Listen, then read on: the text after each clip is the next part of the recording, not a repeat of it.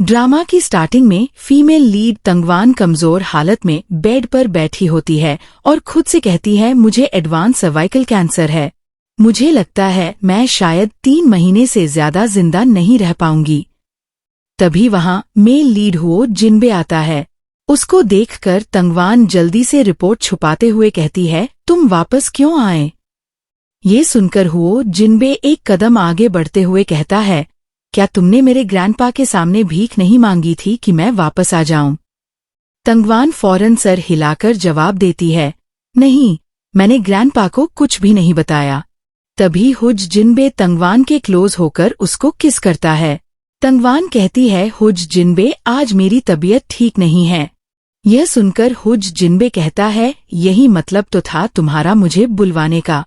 जब तुमने मुझे नशा देकर मेरे बिस्तर में घुसने की कोशिश की थी, उस वक्त तुम्हें जरा सी भी शर्म नहीं आई। यह कहकर वह फिर उसके क्लोज होकर उसको किसेस करने लग जाता है। तभी तंगवान कहती है, मुझे दर्द हो रहा है। ये सुनकर हो जिनबे कहता है, अब दर्द की बात करती हो? तुम्हें दर्द महसूस करने का हक किसने दिया? क्या मुझे तुम्हें याद दिलाना पड़ेगा कि तुम मिस हो कैसे बनी? यह कहकर तंगवान का हाथ पकड़कर उसको बेड से उठाते हुए एक फोटो के आगे बिठाता है। अगर तुम इतनी मेहनत से मेरे बिस्तर तक चढ़कर ना आई होती, अगर तुमने प्रेगनेंसी का फायदा उठाकर यूनोंग को मुल्क से बाहर जाने पर मजबूर ना किया होता, तो यूनोंग कभी उस प्लेन पर ना चढ़ती और जिंदा होती। तंगवान के आंसू चुपचाप गिरते रहते हैं।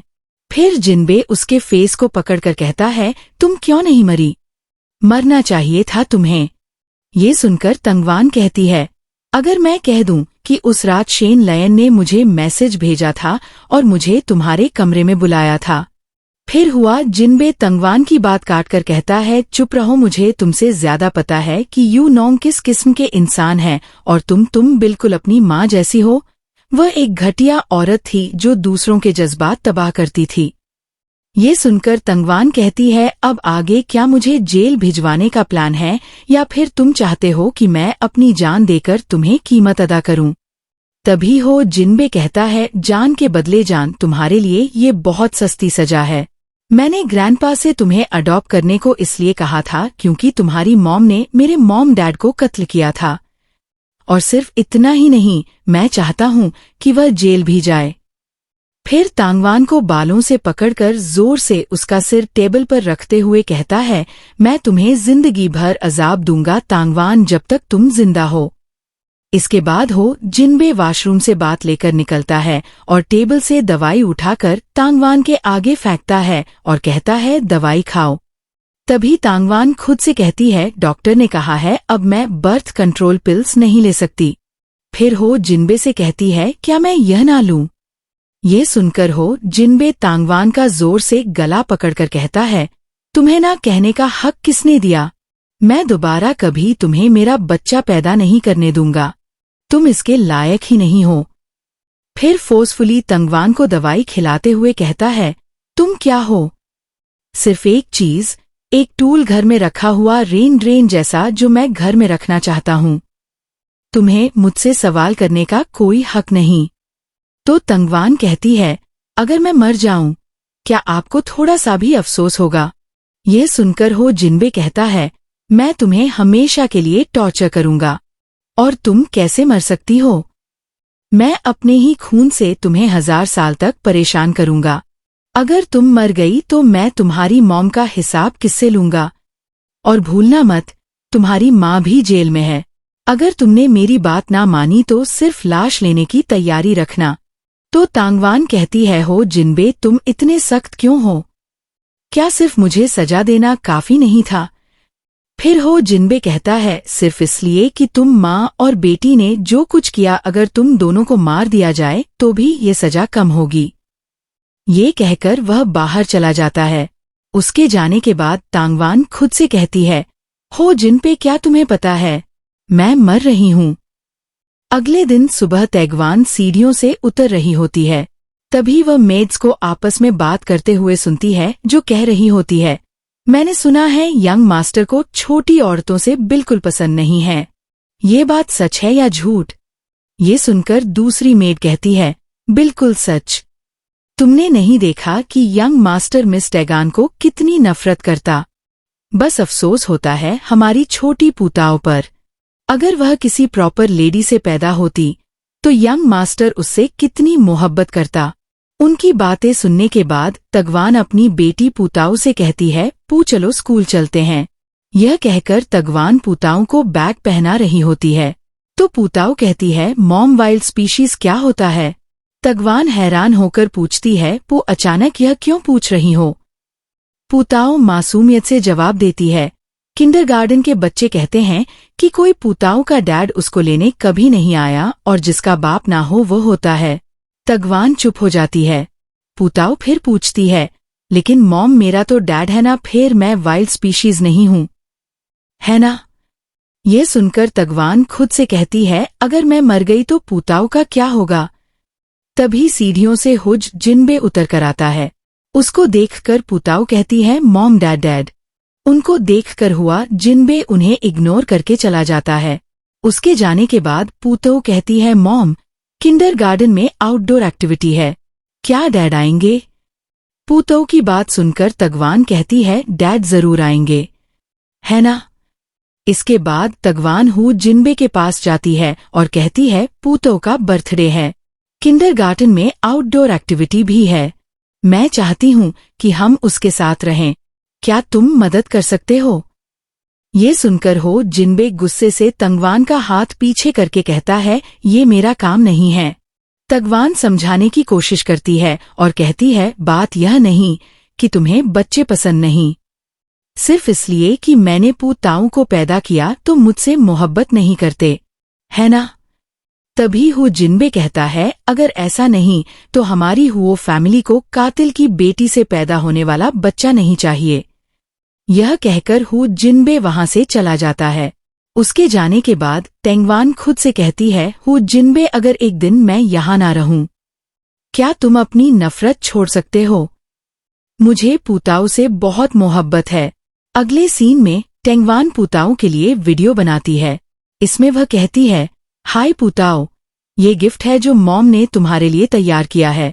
तुम्हारे 4 साल से लेकर बड़े होने तक मॉम ने सब कुछ तुम्हारे लिए रेडी कर दिया है, और जब मॉम फ्यूचर में पास ना हो तो तुम अपने डैड की ज्यादा बात मानना। वीडियो बनाने के बाद वह कुछ फोटो को देखकर खुद से कहती है, ये वीडियोस काफी होंगे कि हो जिनबे पूताओं के साथ रहे और धीरे धीरे मुझे भूल जाए। तभी वह एक फ्लैशबैक सीन याद करती है जब कॉलेज में एक बार हुओ जिनबे ने गलती से तगवान की फोटो बनाई थी और बनाने के बाद वहीं फेंक दी थी जो तगवान ने उठा ली थी। अब प्रेजेंट में वह उस फोटो को देखकर कहती है, ये वही तस्वीर है जो हु जिनबे ने जिंदगी में सिर्फ एक दफा मेरी ली थी। अगले सीन में हो जिनबे अपने ग्रैंडपा के पास खड़ा होता है और दोनों आपस में बातें कर रहे होते हैं। तभी वहां तगवान आती है और कहती है, ग्रैंडपा मेरी बनाई हुई पेस्ट्री चक्कर देखो, देखो मेरी स्किल बेहतर हुई है या नहीं। तभी ग्रैंडपा कहते हैं, अपने लिए टाइम निकाला करो और कुछ गलत फील मत किया करो। तभी हो जिनबे बात काटते हुए कहता है, यही कातिल की बेटी का तरीका होता है, इसके साथ ऐसा ही होना चाहिए। ये सुनकर ग्रैंडपा गुस्से में हो जिनबे से कहते हैं, तुमने ही उस वक्त मुझसे भीख मांगी थी कि मैं उसे वापस ले लूं। तो हो जिनबे कहता है, मैं इसे सिर्फ इसलिए लेकर आया ताकि उसे टॉर्चर कर सकूं। तुम्हारा जिंदा रहना भी मुझे सुकून नहीं देता। मुझे उम्मीद नहीं थी कि तुम इतने जेलस निकलोगे। तुमने असल में यूनोंग को मार दिया। तुम अपनी मॉम जैसी घटिया हो। तभी ग्रैंडपा कहते हैं, मुझे समझ आ गया, लेकिन बहुत देर हो चुकी है।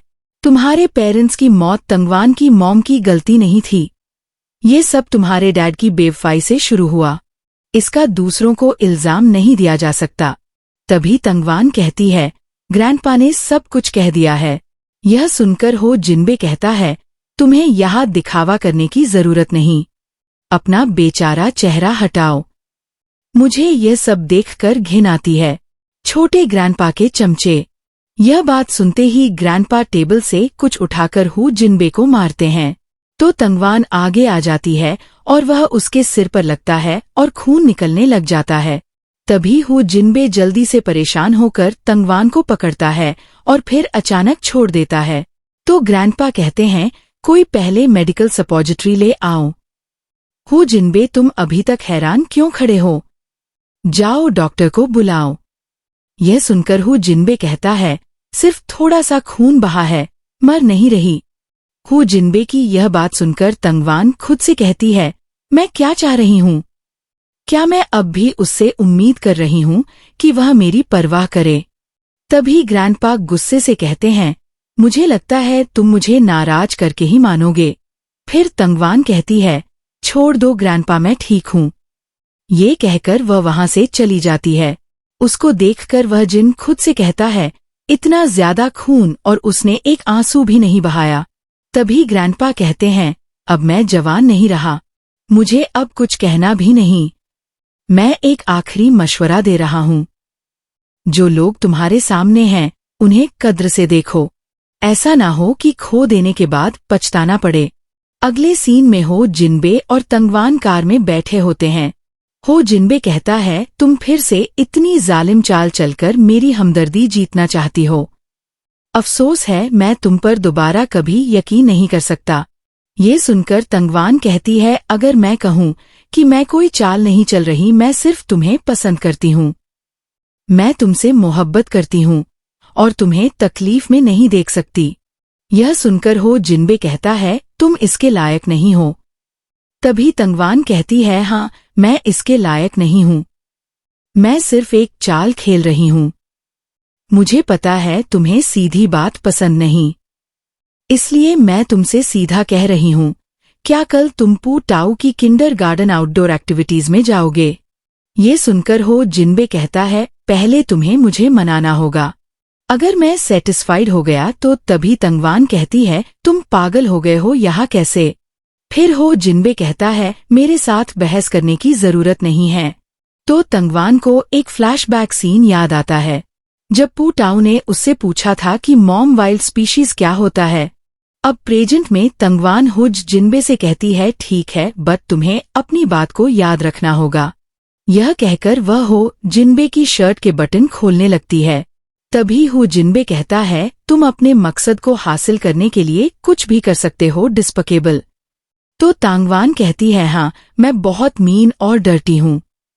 मैंने तुम्हारी बिलवर्ड वुमन को मारा है। मैं मौत डिर्व करती हूँ। बाय द वे, अगर तुम सेटिस्फाइड हो तो हम शुरू करें। ये सुनकर हो जिनबे गुस्से से तंगवान की गर्दन पकड़कर कहता है, तुम मेरे साथ खेलना चाहती हो ना? तो आज रात कुछ डिफरेंट खेलते हैं। तभी तंगवान कहती है, तुम्हें याद है जो तुमने अभी कहा कि तुम पूताओं के साथ चलोगे? यह सुनकर हो जिनबे कहता है, मैंने कौन सा प्रॉमिस किया था? तुम सच में अच्छा मजाक कर लेती हो। यह कहकर तंगवान को कार से निकाल देता है। अगले सीन में तंगवान और पूतो दोनों हो जिनबे का वेट कर रही होती हैं। तंगवान हो जिनबे को कॉल करती है, बट वह कॉल पिक नहीं करता और काफी देर इंतजार करने के बाद वो वापस घर आ जाती हैं। तंगवान किसी के साथ कार में आती है। ऊपर से हो जिनबे उसको देख रहा होता है और अपने असिस्टेंट से कहता है, ये आदमी कौन है जिसके साथ ये आई है? इसके बाद तंगवान और हो जिनबे एक साथ बैठे होते हैं और पू टाऊ भी तंगवान की गोद में सोई होती है।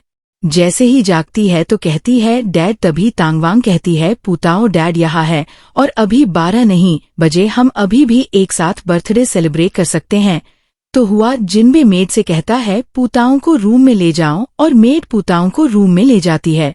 उसके जाने के बाद तंगवान कहती है, तुम आज क्यों नहीं आए? मैं और पूताओ तुम्हारा कितनी देर वेट करते रहे। तो हु जिनबे कहता है, मैंने तो तुमसे कोई प्रॉमिस नहीं किया था कि मैं आऊंगा। ये सुनकर तंगवान कहती है, मैं रूम में जा रही हूँ। तभी हु जिनबे उसका हाथ पकड़कर कहता है, वह आदमी कौन था जिसके साथ तुम आई? फिर तंगवान कहती है, ये तुम क्या कह रहे हो?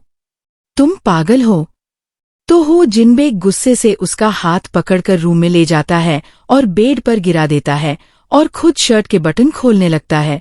उसको देखकर तंगवान कहती है, नहीं, मेरी तबीयत ठीक नहीं है और मैं थकी हुई हूँ, मुझे जाने दो।